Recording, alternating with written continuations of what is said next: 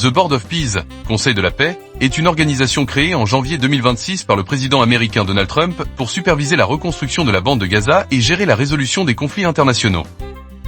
Officiellement ratifié le 22 janvier 2026 lors du Forum économique mondial de Davos, il se positionne comme une alternative potentielle ou un complément aux Nations Unies.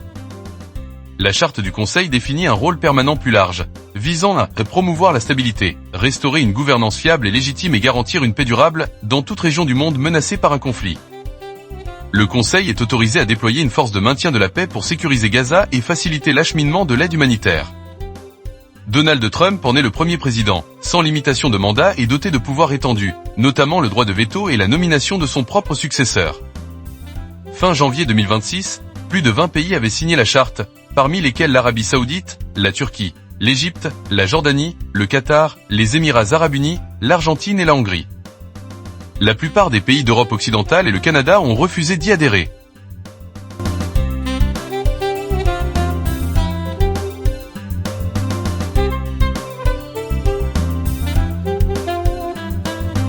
The Board of Peace, the President of the United States of America, Donald J. Trump.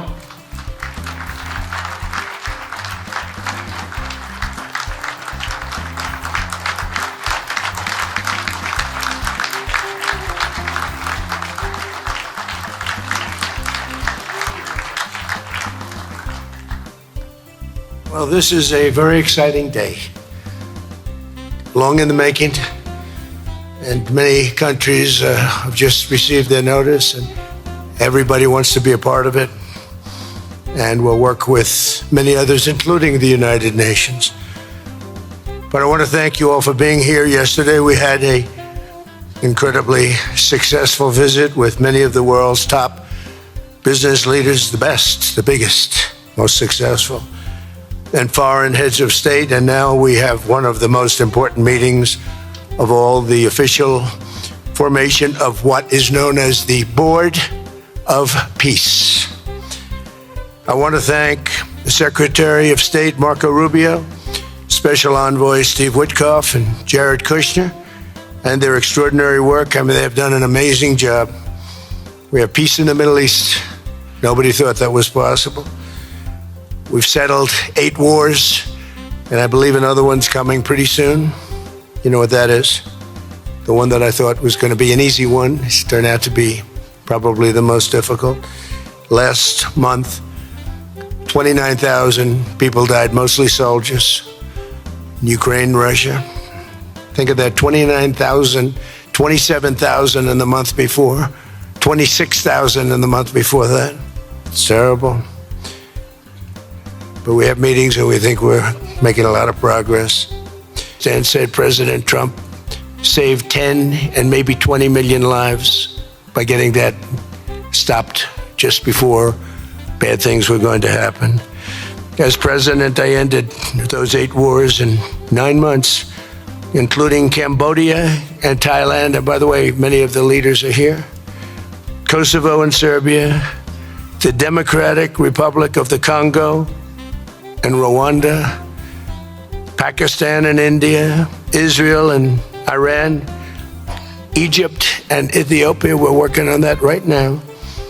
I met yesterday with a very good general and a very good leader of Egypt.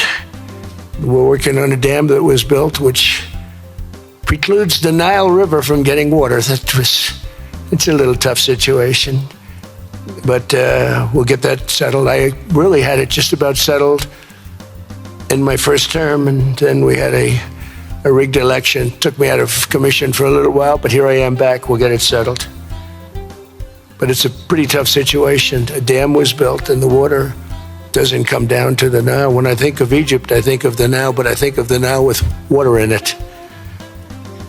Armenia and Azerbaijan, a lot of these leaders have become my friends. They become my friends. They're here.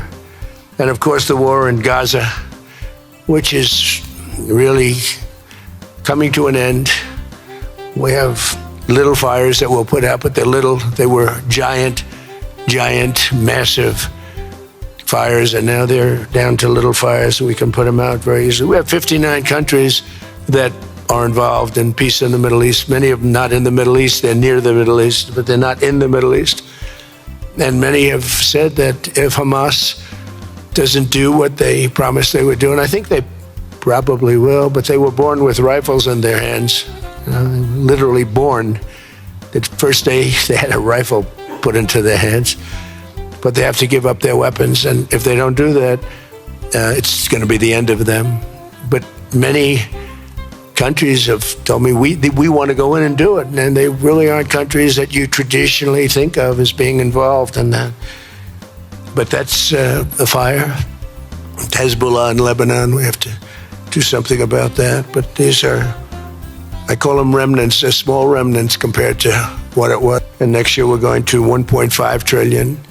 Our country's never done better economically. We're taking in numbers that we've never taken in, not only the fact that the investment is at 18 trillion plus, but where our jobs numbers, everything is, I think, maybe better than ever before. I think you're going to see some, and a lot of you are investing in our country. I think you're going to be extremely happy with your investments. I think you'll see numbers like you haven't seen before. I also secured commitments from virtually all NATO allies to increase their defense spending to 5% of GDP. Everybody but Spain. I don't know what's happening with Spain. Why would they not do that? They want a free ride, I guess, huh? Every country but Spain increased to 5%. I don't know why. We're going to have to talk to Spain. With America's renewed attention to security of the Western